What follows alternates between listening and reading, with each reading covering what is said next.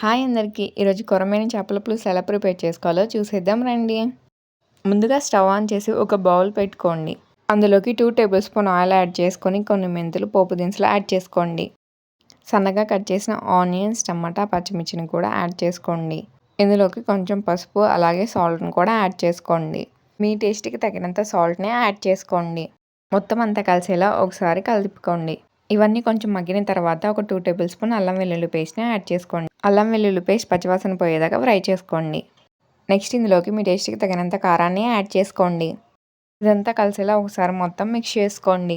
Next నీట్గా clean చేసిన fish పీసెస్ని యాడ్ చేసుకోండి. ఫిష్ పీసెస్ యాడ్ చేసిన తర్వాత ఒకసారి మొత్తం అంతా కలిసేలా మిక్స్ చేసుకోండి. ఇలా మిక్స్ చేసిన తర్వాత గుప్పుడు నానేసిన చింతపండు పులుసుని యాడ్ చేసుకోండి. నెక్స్ట్ ఇందులోకి కరివేపాకుని యాడ్ చేసుకోండి. ఒక 15 మినిట్స్ కుక్ చేసుకున్న తర్వాత ఇందులోకి పొడి, ఆవు పొడి, ధనియాల పొడి యాడ్ చేసుకోండి. లాస్ట్ ఇందులో సన్నగా కట్ చేసిన కొత్తిమీరని యాడ్ చేసుకోండి. అంతే, ఎంతో టేస్టీ అయిన కొరమేను చేపల పులుసు రెడీ.